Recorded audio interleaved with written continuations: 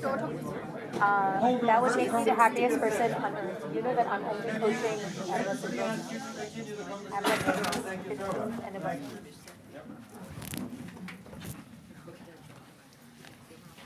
A very warm welcome, everyone, to a topic that I know is of great interest to many people, which is ultimately the question of how far more financing can be unlocked for sustainable development, for the advancement of the SDGs, and what is the role of data in this process. So we had a session yesterday on next-gen financing models. We're continuing this theme on financing today, and we'll continue it tomorrow, and we'll continue it the next day, because it's so important. We have an extraordinary panel here today. And so what I'm going to ask you is to just go straight ahead and introduce yourselves. Niels, starting with you. And I know you have a couple of slides, so we're going to bring those up first. And so just introduce yourselves and a little bit of the work that you do, and then we'll go straight into this key subject. Please. Okay, great. Yeah, thank you very much, and also for inviting me. I hope this will be a very interesting session. So my name is Niels Bosma. I'm a professor of social entrepreneurship at Utrecht University, and I'm also a senior research fellow at the Global Entrepreneurship Monitor, which is a massive data collection effort on entrepreneurship. I will say a little bit more about that.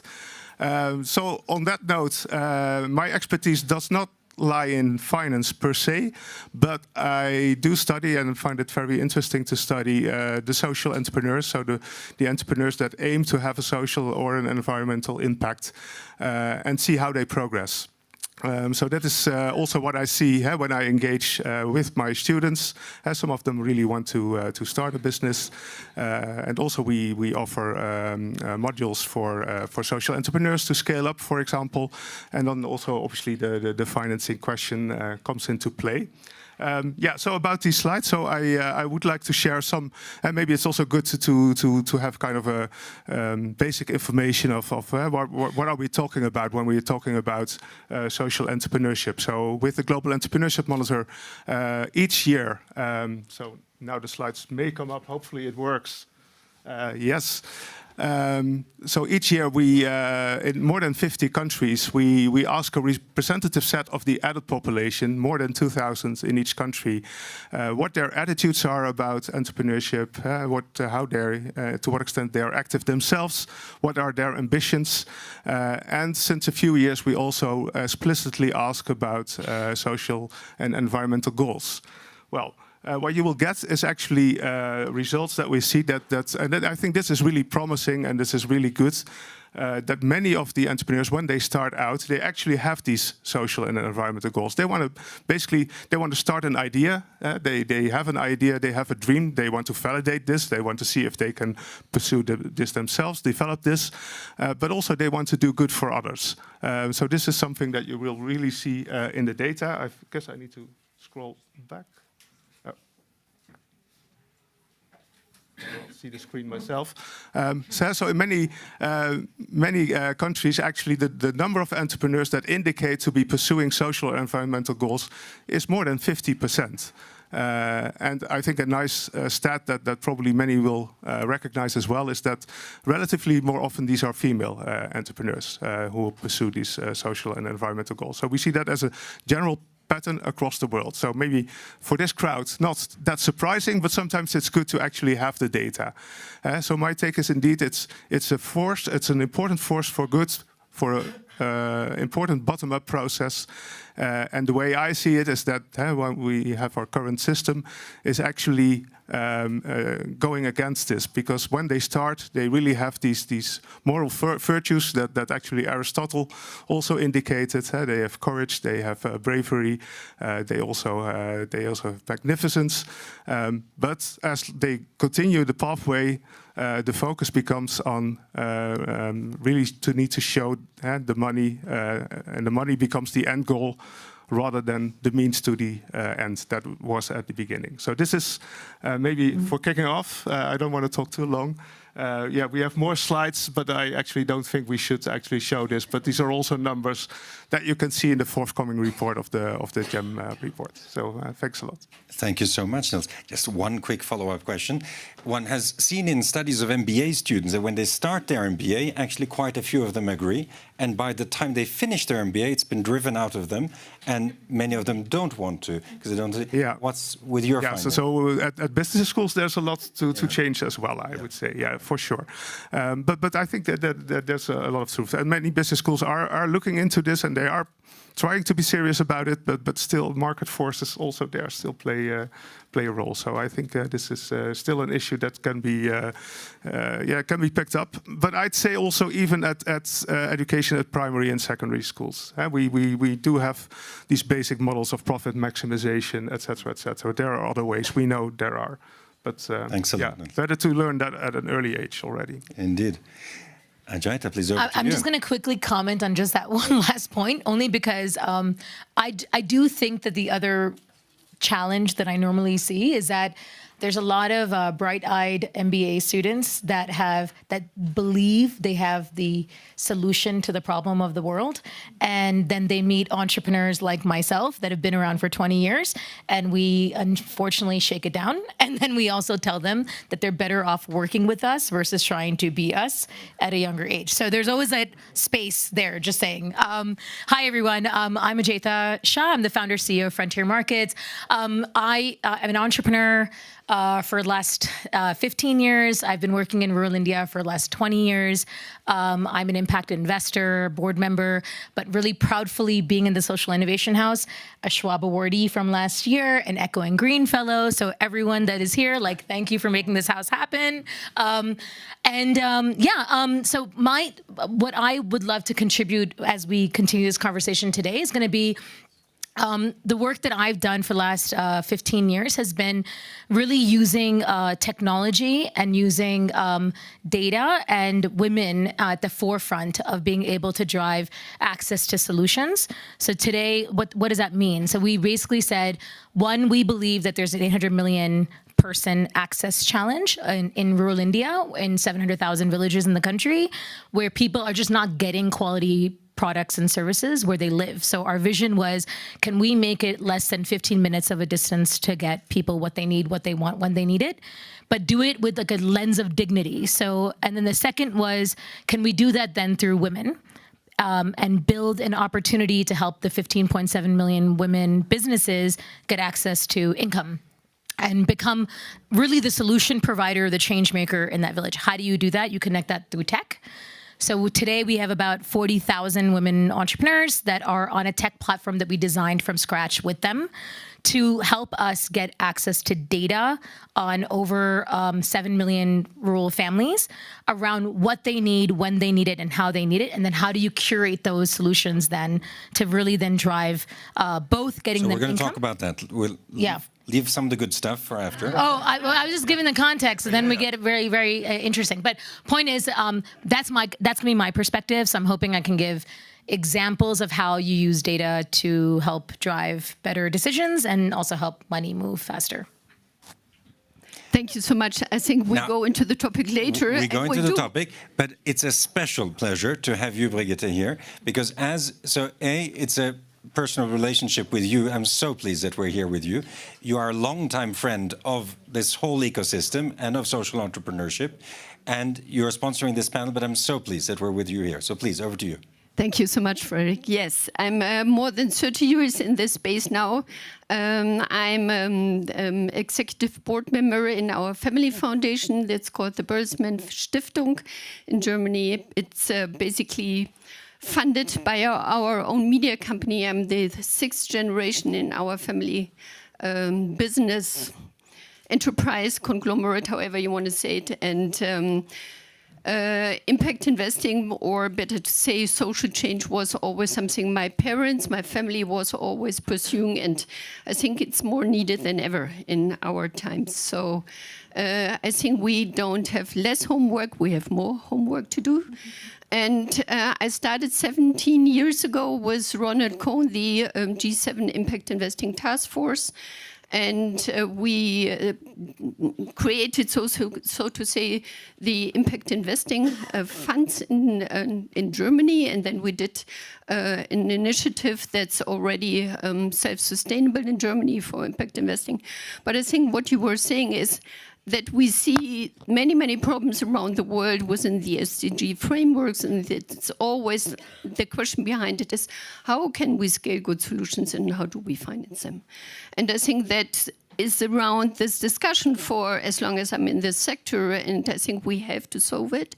So I'm looking forward to the discussion. And Daniel, he's very close to the doers and entrepreneurs, and I think they give advice. And by the way, the MBA students, I've been one as well. they could take internships with entrepreneurs, and it would help. Right? Because then they see what the real problems are. So I'm looking forward to the discussion with all you. Daniel.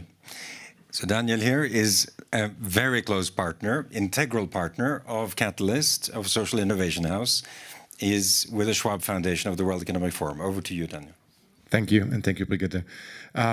Yeah, it's a pleasure to be here. First of all, big congratulations for bringing the Social Innovation House to Davos. It's a massive step, and big kudos to Catalyst 2030, to obviously all the funders, Echoing Green, Skoll. I see there a list of Ashoka. This is a village that takes the house to the village, right? So village of supporters to make this happen. So big congratulations for all of that. Yes, yes. So I think it's a unique opportunity to talk about social innovation in Davos. Obviously, the Schwab Foundation has been bringing social innovators to Davos for the last 27 years. We now, today actually, at 4 p.m., we announce our 25th cohort of awardees coming to Davos and joining the journey together with us. I see a number of them already in the room from previous cohorts, so thank you so much for being here. And 27 years ago, when the Schwab Foundation started, the ecosystem of social innovation was basically 3-4 organizations, maybe Echoing Green, I see Cheryl back there, Ashoka, the Skoll Foundation. I don't even know the Impact Hub started yet, so it was an emerging but still very nascent ecosystem. But things have changed so much in the last 27 years, and we've had the chance to actually use data in a positive way together with many of you here on stage and off stage to showcase the size of the social enterprise sector globally. Virle and Muralida, they were the magic makers behind the scenes to make it happen, together with a lot of other organizations pulling together information showcasing that there are 10 million social enterprises out there, that they're creating $2 trillion in annual revenues, which is bigger than the fashion industry. They're creating 200 million jobs, which is 6% of the formal workforce globally. And it goes back to Niels' point, they're 50% run by women. And obviously, if our entire economy would look like that, I think we would be in a different situation, right? So our job is to bring more of the social innovation attitude, the social innovation processes to mainstream business and mainstream policy. And we do it together with many of the ecosystem organizations supporting the Social Innovation House and then some. I'll share a bit more of our efforts later, but we have a number of interesting insights coming out on the occasion of the annual meeting, including one on innovative finance. How do we link impact value to actually finance, but also working in a working group with ecosystem actors to streamline data gathering in our space, and obviously seeing ourselves as a platform to make that happen and getting out of the way when the actual experts get to work, because we're talking here. Please kick us off. Please share what it is that you're doing and how you think that data can help to drive further investment for sustainability. Yes. Well, I was thinking about how to start, but I think for me, the starting point needs to be with the social innovators and the communities that they serve, right? So Catalyst, obviously, thousands of members across the world, Schwab Foundation, a bit more humble community of 500 innovators, maybe a little larger scale for each individual innovator. But they ultimately have to determine how we gather data, and their communities have to tell us what they have as priorities, right? We need to understand from a community level what impact priorities are on the table, because we have too much we have spent too much time investing from a top-down approach to think, well, we know it all. We just have to throw money at the problem, and that solves it. And I think when we read reports like the Oxfam International report that just came out on the immense wealth inequality around the world, we just see that it's not working as it is at the moment. And we need to get back to the grassroots and root the impact priorities with them. And then from that, we still have to make it visible, but not repeating the mistakes that we may have made in the early days of data as a commodity, as a resource, and basically just looking at who can monetize the quickest and who can grow the quickest, and then one person captures all the market. I think if we do the same as a social enterprise sector, we're really doomed to fail, because that's really not what we want to do. So maybe one approach would be to look at how has it been done in the past, how has data been aggregated in different sectors in the past, and do it an entirely different way. So flip it around and do it the opposite way. Maybe that's one way to do it. Maybe there's other ways. But I think we have a responsibility to look at how can impact data be aggregated on a global level, but the benefits of that data aggregation land with the communities and the social enterprises. And so we're bringing together ecosystem actors to actually work on how could this look like. The technology isn't as much the problem. We have federated learning that has been developed. You anonymize data on the global level, make it accessible for research, and make enterprises discoverable for impact investors, and then you create solutions to actually make the connections work. So the technology behind that isn't the problem, but we have a challenge with trust, in a sense that all the ecosystem organizations that are working on this topic and have been for decades, they need to make sure that they really have the trust amongst each other to work together and aggregate this data, and vice versa, obviously, the entrepreneurs and the communities on the ground. I think that trust building is something that we really want to invest into the next couple of years. Thank you so much, Daniel. Turning to you, Brigitte, and if I could ask you to kick off, because you have this unique view, if I can say, because you've spent 30 years being concerned with these issues, right? Is maybe even just from the last 15, 16 years, as you said, what are some of the lessons learned, right, that you have learned of what not to do, is as valuable as what to do, and then where are you thinking we need to go from here? Well, I can just completely agree with what you were saying. It's less ego, it's more trust building within these ecosystems. And I think sometimes outside pressure helps, right? And if you see what's happening around the world, I think we have to understand that if we really want to safeguard our communities and our citizens and our people in our countries, it needs data sharing of best practices on the ground and really help sourcing the best practices for other areas, right? And if we reinvent the wheel all the time and we invest again and again in the same business models, even with a different perspective on financial return on investment, it doesn't really help. And let's say it that way, I mean, if we have all the IPCC data, right? We see that the cities around the world on the shoreline, they will face serious problems within the next 10 years. We see this with hurricane droughts and everything what we see in LA with wildfires. Okay, so rebuilding these areas or giving displaced people a new home will be a real task for everybody. And again, we see so many entrepreneurs, not only social entrepreneurs, who know how to reconstruct in a sustainable way. We know from all the science we are seeing with Professor Schellenhuber, Potsdam Institute, many other people around the world, that we could do it differently, but it needs financing. That means sustainable financing is completely different what we do now. So I think to your question, it's trust building can be never forced. It's you have to reach the hand to the other ecosystem, and we did this. More than 200 platforms right now in terms of innovation are existing. They are not interconnected. They don't share data. They don't even have 20% have API, so to say, connections available. And the traction on basically financing deals is far too low that they can be self-sustainable. So what does it mean? Right? It means we have to be smarter with what we're doing. That means a reflection to everybody in the room or the ones who are basically working on this, and it gives a huge change and chance both. If we see what Facebook was intended to do, It was a connection point. It was a platform. And if we transfer this idea of basically connecting the best people on the ground and sharing data and scaling solutions and coming down with the cost, right? It really helps. So if we need water around the world for living, it's really simple. Take, again, the IPCC data.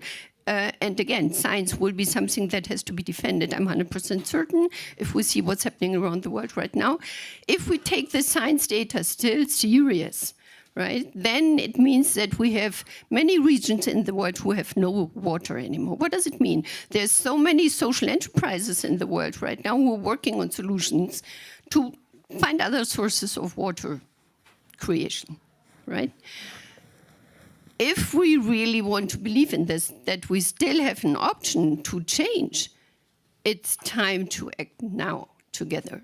And that means really consolidating knowledge and data to see, okay, if this is happening in Latin America, probably we have the same problem in Europe, and probably we will have it in Africa, and for sure in Asia.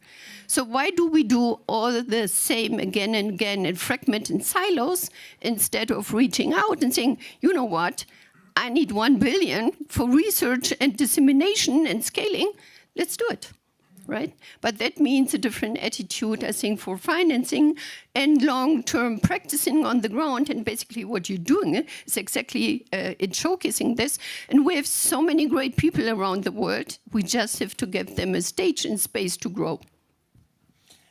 But a follow-up question, Brigitte, since the theme of this session here is on data convergence, right, and SDG financing. From the perspective that you have and your role that you've had in trying to build actually some of the infrastructure, the plumbing, the policies, the norms, to what extent is trusted data a barrier to scaling financing? Oh. Let's say it that way. It depends on the criteria behind the usage, right? So you can always use something for both sides of the coin.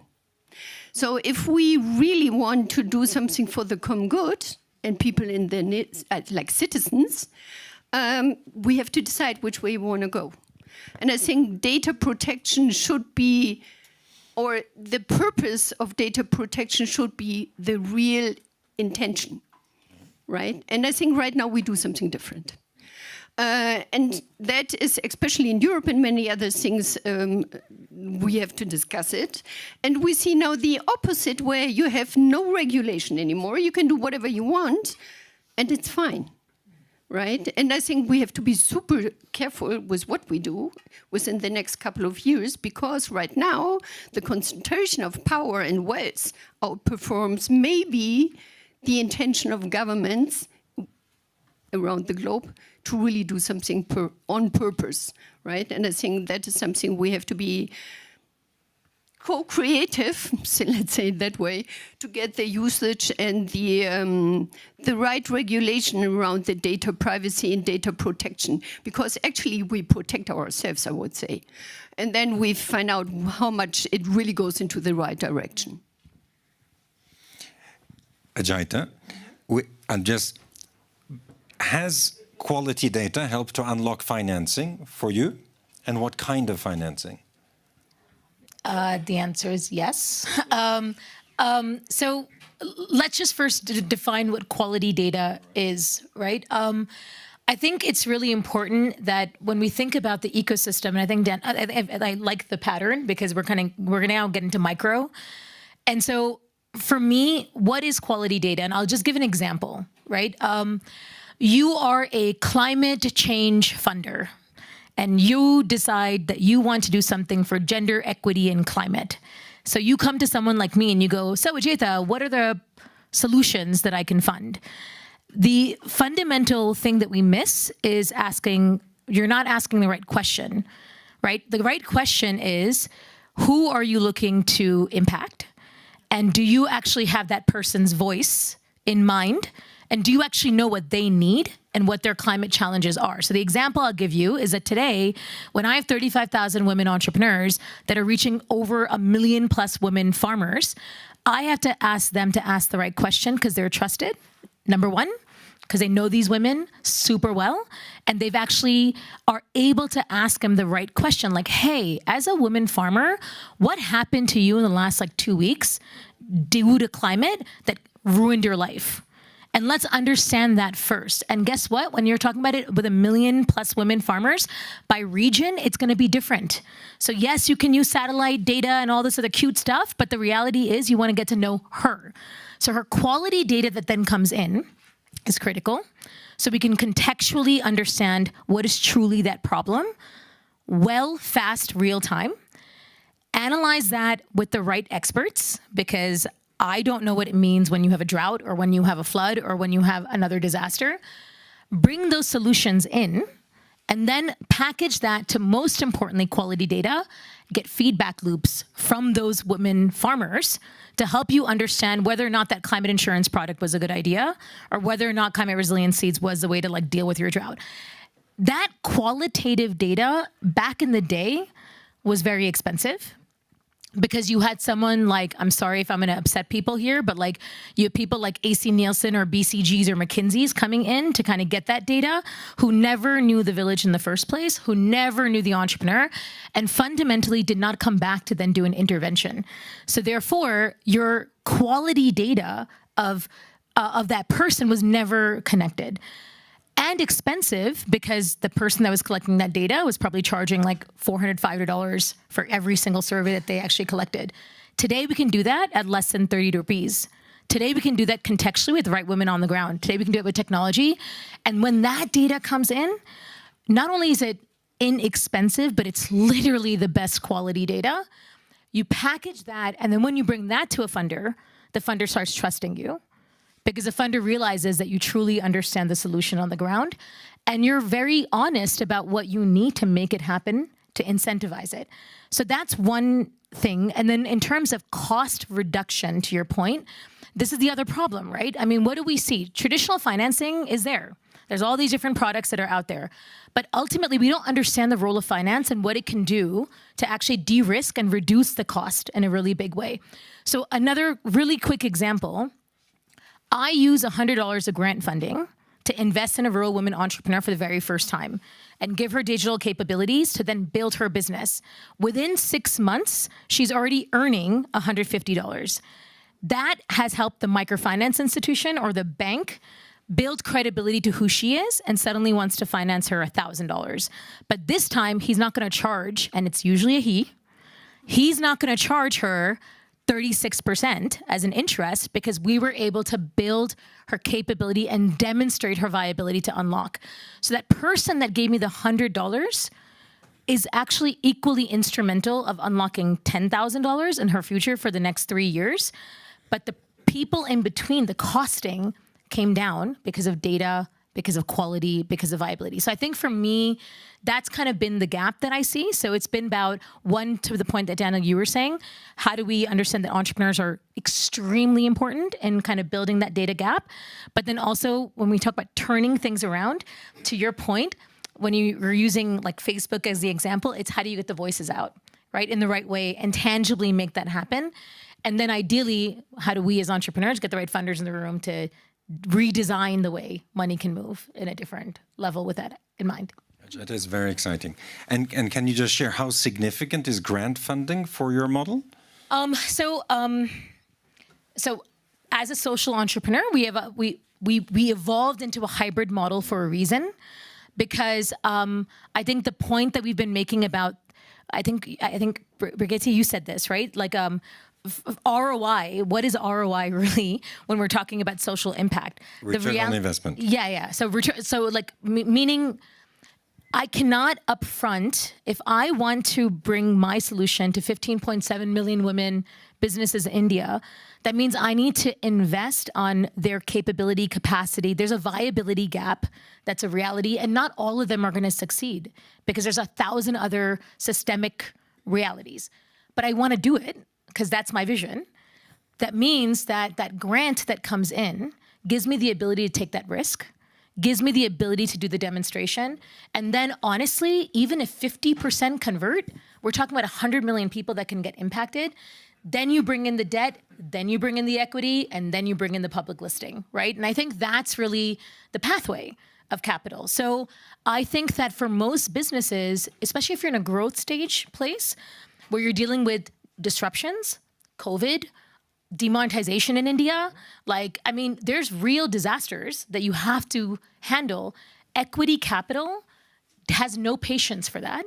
Equity capital also, when you're an entrepreneur for 15 years, you've given your heart and soul into this, and you're then giving up like 90% of your company. What the hell are you doing, right? And so I think somewhere we have to start understanding where certain kinds of capital can only collectively help us achieve the impact and the goals that we truly want, and also really remember that the voices on the ground is what matters in that big scale. Jada, again, thanks for the work you're doing. Yeah. Niels, I see you want to jump in, but let's let Niels share. And in talking with Niels, what I really liked here, and it's a beautiful progression, is you've been studying ecosystems, not the individual entrepreneur, right, but how they work together. Please share a bit more. Yeah, so this is a study that we are doing at the moment in the Netherlands, so that's the context. So I fully would like to re-emphasize the need for contextualization. Also, when you share all this data, a business model that might work in Latin America might not work that well in Africa or Asia. So this is something to really keep in mind. And that's also where this ecosystem comes in, because they are different. Communities are different, the culture can be different. So what we're looking at in the Netherlands is we work with local governments, local initiatives, who observe that there's many startup initiatives, attempts, but it's difficult for them to scale, either grow themselves or to scale their impact. And it's really a systematic issue. So we try to, as researchers, try to come up with tools that they can then use. So one of these tools is a participative learning tool in which we bring the players of the ecosystem together. We tend to speak different languages, even though they might, to great deal, actually be aligned on what they want to go to. They just speak a different language, and that's why it blocks, and they cannot collaborate. And so we try with design thinking methods to really get them on the same path, really pinpoint via also a mapping tool where the bottlenecks lie and how they can improve. And what we also do with our faculty of computing sciences is to develop an open access tool on impact measurement. So it's not the next impact measurement tool, because there are 200 out of them already. But it's more kind of an overlaying tool in which you can basically feed in the data that you need for either method. But the nice thing would be that it's open access, so that if you're a starting entrepreneur, you're working on a certain area, you can actually already look up, okay, what kind of metrics do other initiatives like me use, maybe in the same environment or another. So this is what we hope also to build, and that could also lead to a lot of data sharing in that sense. And with the Global Entrepreneurship Monitor, so this is the study that we do annually, we actually see at the country level what are the prevailing differences in terms of culture. We also ask in every country about 40 experts on the entrepreneurial ecosystem to see, okay, what are the issues over there, what is lacking, and what is actually blocking the scaling of initiatives. So by doing this in a harmonized, consistent, rigorous way, we can actually monitor this over time. So this brings valuable information, certainly in countries who don't have any data on entrepreneurship yet. So it's very difficult to really collect valid data on entrepreneurship. In Western economies, this is maybe easier via chambers of commerce, etc. But there's also a lot of informal entrepreneurship, which is really also very meaningful for the economy. So this is also something we actually capture through our methodology. Thanks so much. Yeah. Brigitte and then Daniel. No, to your point, I think it's more than Facebook in the beginning was just a connection platform, right? It's a hardcore business platform. And we see this with all the others coming up as well. So if we use this, right, and use patient capital, there are so many family offices around the world, and you were mentioning the Oxfam was 1% of wealth concentration. The question is, how do we involve them and use this patient capital to really show progress, right? And progress always needs time. It's not done in 6 months. And you mentioned McKinsey and all these guys. Yes, they have a completely different goal, right? And if you really want to change systems and if you want to change ecosystems, it's even more complicated as you have so many shareholders with different goals and you have to combine them behind one long way.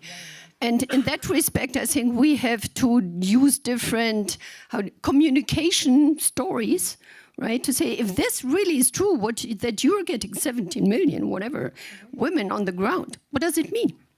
Is it just a fairy tale and nice and something we just do good because we're women?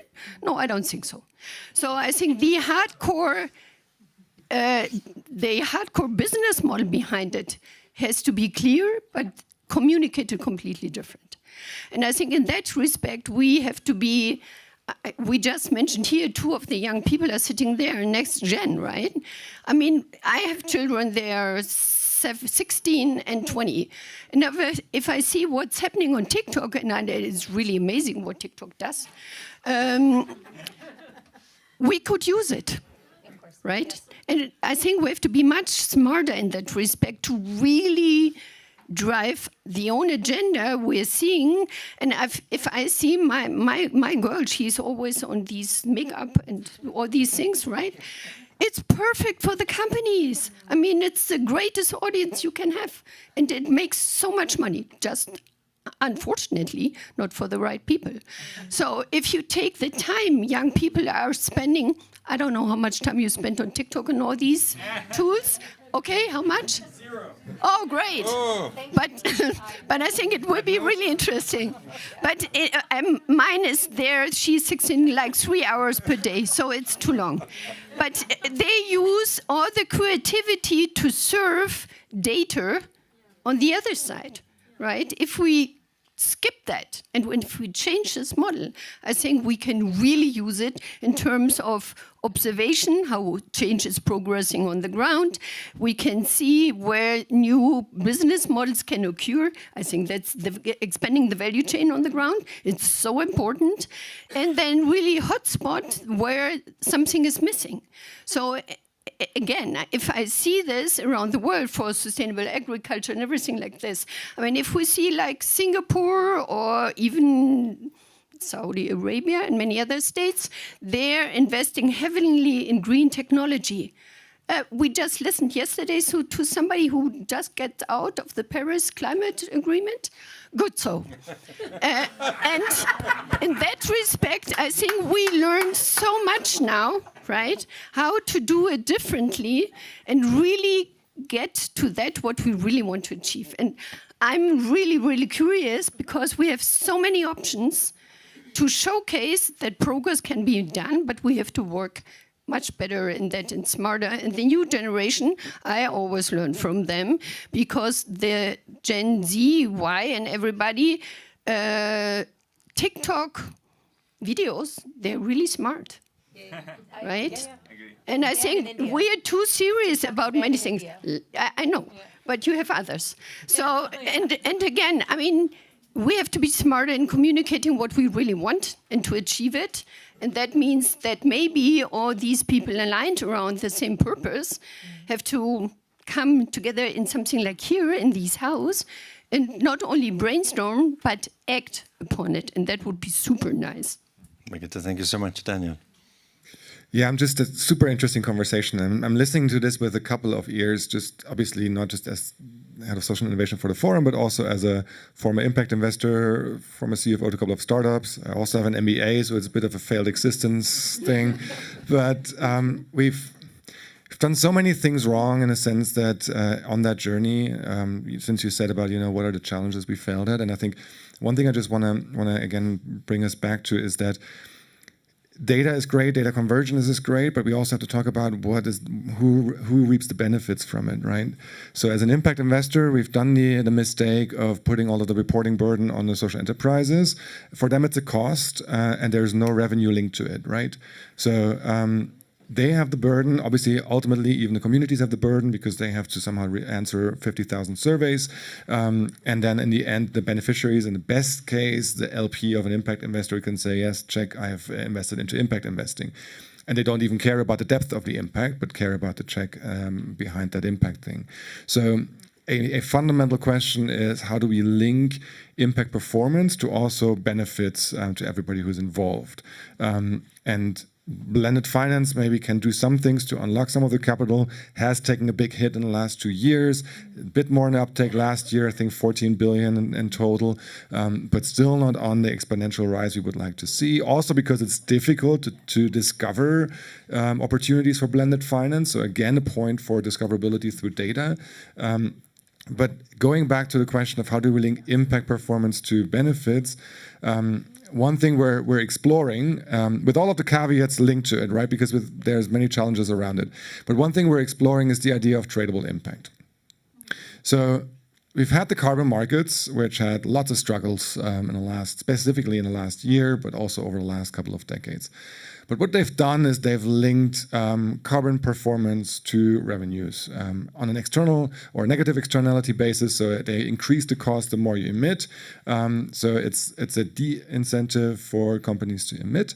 And it's worked okay to create the first inkling of an economic business model behind carbon emissions.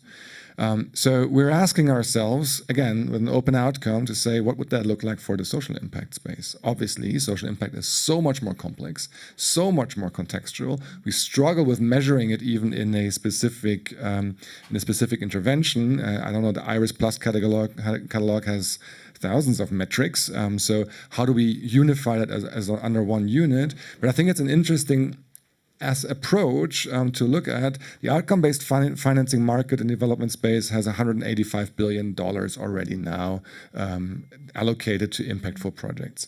That has been linked only to the outcome-based funding model in the public sector or development sector. The first step we would like to see is companies coming in and saying, I want to pay for impact, but because there's some regulation in place, like the CSDDD now, or EUDR for all its positive and negative effects, that incentivizes me to show my social impact, positive and negative, but address the negative issues in my supply chain. So how do I do that at scale? How can I pay for outcomes that are relevant to me as a corporation? Now, obviously, it wouldn't work as an offset because you don't want to, in order to have forced labor, you want to offset with another social impact. That's really not how it should work. But it is an interesting exercise to think about that, because if you think about it in 5 to 10 years' time, you could actually develop into a impact economy that really values what matters most to us, which is human connection, societal progress, etc. There's so much challenges in that, and again, it needs to be rooted in the impact priorities of the communities. But it's happening already, and that's the exciting part.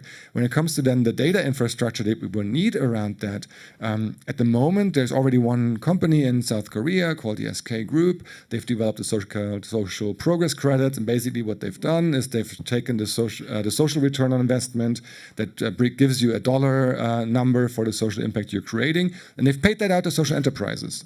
They said, you created that SROI, then I'll pay you for it. They've distributed $52 million to social enterprises all over South Korea in that way, and are now integrating it into their own P&L to actually drive decision-making in the companies based on that social impact.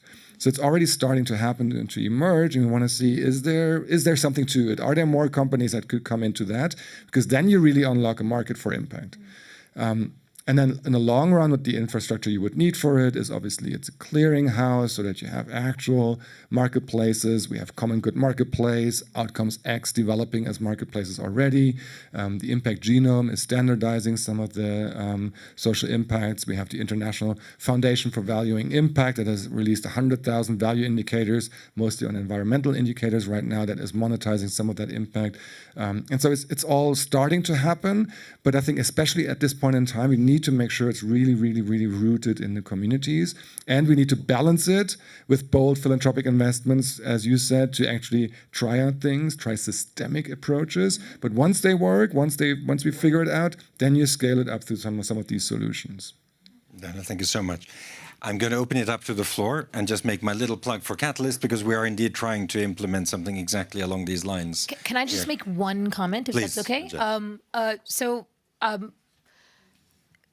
I think the elephant in the room for social entrepreneurs is also that, to the point of communication and messaging, we are kind of like stuck in between in a bunch of different ways, because do you focus your energy on untapping, for example, in India, the 2% CSR regulation, which, by the way, is like close to $1 billion of like literally just philanthropic money, where you're then positioning yourself as a capacity builder, as like a skills developer, and versus talking about markets and talking about the fact that, again, I think for me, since Rise Ahead was launched last year, very excited. I'm so happy by that, because we started talking about, again, the work that Catalyst is doing on social procurement, and why social procurement became actually an interesting revenue opportunity for social businesses to actually deliver services to corporates. We unlocked companies like Unilever, SAP, Hewlett-Packard, like, who are paying us to understand the rural market, because they believe that's the next billion market for them in terms of their numbers and penetration. If you look at rural India today, Unilever just announced this yesterday. They said they're going to spend $1 trillion on unlocking that next billion customer base, because that's where really rural consumption is now. You know who decides rural consumption in the household? Women. Women. So, right? And so, like, so for me, it's been an interesting experience to go, what is the narrative? Where does the money come in? How do we bring it together? And now I'm going to close the TikTok thing, because I do agree with you 100%. Do you know what happens when a rural mother opens her shop and has a digital platform for the first time?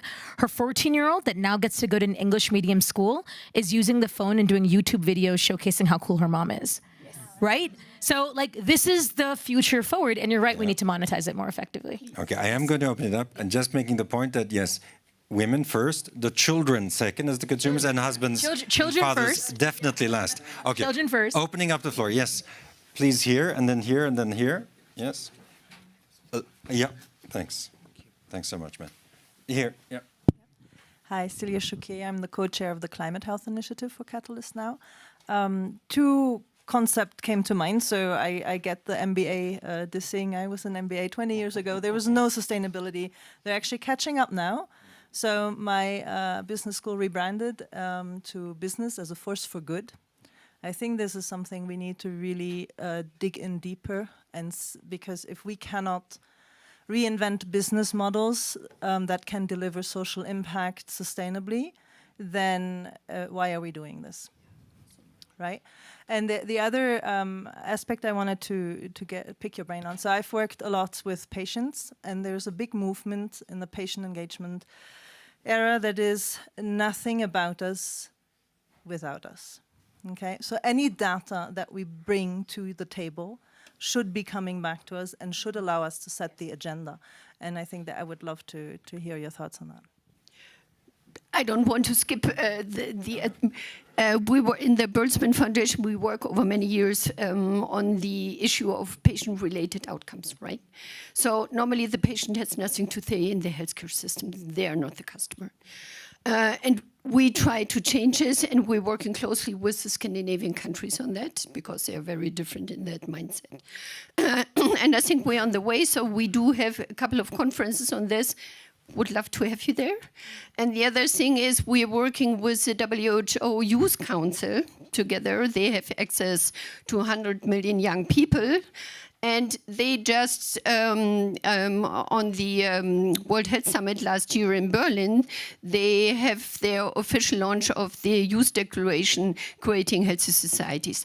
They mainly have healthcare on basically at their top priority, and we should work with them together as long as they're still existing. As you know, Trump is not funding it anymore, but still the access to these young people around the world is open, and we should use it. And I think, again, going back to the local communities, many young people have to walk hours until they get access to healthcare, right? So it's very down to earth. even though we need the regulation, and yes, we have to do something on this, and patient-reported outcomes, like citizen science, they all have mobile phones. You do this for a long time, we could use it in a completely different way, right? And then you have the power to the patient. Again, it comes back to privacy. TikTok doesn't really care about privacy and all these other things, right? And the young people give away everything in terms of data. We can do something good with it. So very simply, I'm just going to quickly, simply answer. So a couple of things. So what we've been doing now as a platform. So we see ourselves as a platform. So what happens is like we've now partnered with like 16 healthcare social innovators that are doing last mile healthcare access. I told you our vision was no one should have to walk more than 15 minutes to get everything that they need, which means the data that comes in is really intense. So you're right. There's 2 points of data feedback loops that are so critical, and that's when you have to be intentional as a platform, is one, back to the entrepreneur, so that they even understand who their customers are and what they're doing and what they're not. But second, to your point, to the end user, and being able to be transparent and full circle as to why you're asking that information and how you're using that information and what do they then know about their own journey. So we have customers today that could have come to like buy an agri product, but then ultimately started answering 50 other questions and then suddenly got access to health insurance. So it's an entire journey. So they also get to see what happens, just to give you that as a perspective. And we are now training other organizations in the Global South to think similarly in terms of looking at what happens when you are an access multi-service provider and how do you loop that in and getting some best practices. And then on the MBA joke, just to be very clear, we actually started a fellowship program 2 years ago where we wanted to bring in people from 15 to 30 to start getting a chance to do experiential learning. So I graduated from Tufts as an undergrad, but for me, those 4 years was experiential learning, which is what even got me to do the work that I've been doing for the last 20 years. And I do believe that there's power there. So no more negating the MBAs. We love MBA people. I just want to say that, but there is an opportunity to engage social entrepreneurs more effectively. And it's amazing, smart talent. And we need it. So anyone that's a part of their favorite MBA program or university, talk to me. We do have an internship program to kind of connect the dots. So just answering those two. Yeah, and just a very quick response to that. So I fully agree with that too. So there's definitely MBAs that are going on the right trajectory. We need to keep pushing though. And what is also interesting is the increasing appetite for steward ownership, for example, as a new business model in which you basically have a foundation that safeguards the social and environmental goals, has a golden share. So that also brings a message to the funders. So if you step in, then no, this is the way we do it, and this is what we care for. I want to get the maximum number of questions if we can. Yes. Thank you so much. Amazing panel. I'm Dr. Nicoletta Catrini, senior scientist with the Swiss National Science Foundation, a Princeton University alumni, and collaborator with Harvard Flourishing Program. And I work on impact investing. Impact investing represents 0.2% of total assets under management. And I will speak about another elephant in the room. There are a lot of elephants in the room. It is this myth that investing with impact or in social entrepreneurship means accepting lower returns of investment or even losing money. And I work with faith-based impact investors because I have a background in finance and religion. And the reality is data shows that investing with faith-based values with impact investing criteria leads to 38% return on investment. So I see here a crucial role of data, like platform reviewers, to show that no, when you invest with impact, you can have not only benchmark returns of investment, but even higher. Of course, it is a question of risk. And this is something I didn't really hear here. I would like you to address this, because if we succeed to create those structures in instrument which mitigate risk, we will have from 0.2% to maybe 20%. One thing is blended finance, of course, and mutualizing risk. This is what I heard at Building Bridges in Geneva. But I would like to hear from you, how do you see this? Because I really see data, it's crucial in changing the mentality and putting down this myth that investing in social missions, it's losing money. Thank you. I can't resist asking you, since you're a numbers woman, clearly, is one faith having more higher returns than the other?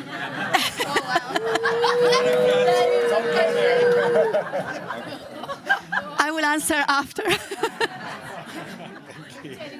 Why don't you guys take it? No, I think this was right on you. Was it right on me? Okay, so, sorry. I'm going to give a shout out to Cheryl, who's sitting back there. Cheryl. Echoing Green launched a fund a couple of years ago called the Signal Fund. I'm a proud Echoing Green fellow for like almost 12 plus years now, but the fund that was created was exactly this solution, which was so exciting because it's like a $20 million fund right now that ultimately invested in fellows. So we've been around for 12 years, 10 years. We've done our job to prove our credibility, and we've done our job to actually build our base. But when we need then call it catalytic capital, right? Like I need $250,000 like tomorrow, and I promise I'll give it back to you in 3 years with like 12%. Are you in? Yes, let's not waste our time, Brigitte. We love you, but we'll do our due diligence and take the money. And they've been able to do that in this really interesting blended model to the point of what I think is blended capital. Blended capital is not grants come in, then debt comes in, then it's not. It's about understanding your portfolio. And in that portfolio, if you have 20% risk, but then 80% exponential gain to your point of like 38% to 50% IRRs, my investors right now are quite happy with me. We're about to announce, I guess I can do it now. We're going to announce our public listing in 2 years. We'll be the first social unicorn in the country of India with women at the center of everything. And our investors are going to get like 150x returns, right? And so, you're right. But it took different kinds of capital at different times. So even now, like when I raised that 10 million to get to the 100 million, which I am now, I'm still inviting both kinds of capital because it gives me the freedom to be able to drive what I need to do. But you're right on the data point. You're absolutely bang on. But I think this is stuff that like Schwab does. This is stuff that you guys do because you have the stats, you have the data. I mean, you must have amazing data on impact, outcomes, and returns of even the Schwab awardees, right? Or like your global shapers or your YGLers, right? So I think that it's there. We just need to know how to get it to you. Yeah. Can I invite just last couple of questions here? Two at the back. Yes, this guy here who's patient, and yeah, go on. Hi, Joshua Haynes. I'm one of the co-founding partners of the first impact fund focused on mental health specifically. I also have a master's in international business from Tufts University, the Fletcher School. So, and it works. Harping and focusing on this blended capital element. That's what I'm hearing in so many conversations. Our fund is also set up based on steward ownership principles, where we're all tied towards a higher purpose. There's a maximum amount of money, a cap that we can make as the fund. Anything else goes into a foundation. That's just one of the many things. How do we make it easier for those who have big sums of money and capital to be an Echoing Green, to be a Schwab, to be able to take the money and philanthropic money so that they're doing first loss guarantee or they're doing outcomes-based? We need... how do we make sure we're seeing that to the rooftops so it's not just a little things in the corner where the big family offices can't get their philanthropic side of the foundation side talking to the endowment side? No, but how do you do it? I want you to answer this. The mic to your guy at the back. There. Hi there. No, it's a really good question. So David Marriage, hi everyone. So I think one of the issues that we've got at the moment in terms of a lot of these conversations, it'd be good to get a sense from the panel, is that whilst there's lots of measurements going on through the system, the confusing bit is they're all different for everything. So the UN measures it different to a government, the government measures it different to the policy and frameworks and regulations. And then each type of investment is trying to get a different version of events in terms of what's going on in the system. And we're disconnecting social and climate and other things because essentially we can pump water out the ground in different ways. We can get it out with the coal-fired power station, a renewable plant, or 100 kids with small hand pumps. The point is one's good for environment, one's good for society, and the other's good for both. So how do we start to make sure those things, as we're investing, we create the right systemic frameworks that enable everybody, whether it's the UN, government, corporate, financial services, investment manager, impact fund, to create the same message into the system about where the money is, such that the whole system can respond. It'd just be good to get a sense of whether that makes any sense. Well, with these last two questions, I'm sorry we're at time. can I ask you some last remarks? And Can't we take the two? They were waiting for so long. how can I say no to you? Okay. We asked, we respond briefly. No, they were waiting for so long. Okay, I'm Alan. Microphone. Thank you. I'm Alan Braithwaite. I'm a Catalyst since 2020. I did my MBA at the London Business School. I graduated 50 years ago. How about that? Puts me as the oldest person in the room. A great panel. One question. The degrowth economic argument is one I'm very interested in, because at the moment the entire ecosystem at the government level, the funding level, is focused on GDP growth. And this totally contradicts it. Is this a relevant issue in this group? Yes. And pass the microphone back. Yes. Yes. Sorry. Thank you. No, there's three people there. Reprocessing all these questions. No, this gentleman who's standing. I'm going to get. Okay. I'll pass it on. So, look, I love what you're doing. It's what I've been doing back in Unlimited days, which was social entrepreneurship support and all of this very people-based, ecosystem-based, etc., etc., etc. It's absolutely fantastic. I've never been an MBA person. But we have about 10 years to have global change, massive global change, not 10% of change, but 90% of the entire planet change. Is there a realistic convergence between what we've been hearing on this panel and the very radical changes that are necessary to deal with the carbon crisis? So we're going to take the radical move in this panel, of letting the questioners, the audience, ask the last questions, and we'll close with their questions, okay? But because these are fantastic questions. So thank you for maintaining diversity in World Economic Forum. I'm from India, and I'm working for Government of India, and I've come here as a delegation. So I'm trying to make a lot of impact as far as social entrepreneurs are concerned. And what I've realized, like in past 5-6 years, my question is very specific to Professor Dr. Niels. I've seen your PPT. In PPT, you have mentioned about how policy makes a difference and how motivation makes a difference.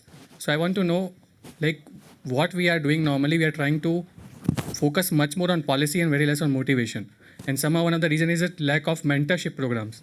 So can we have a system where successful entrepreneurs from across the world, can this be a forum where these people can be connected to mentor all these entrepreneurs and help in making better policies?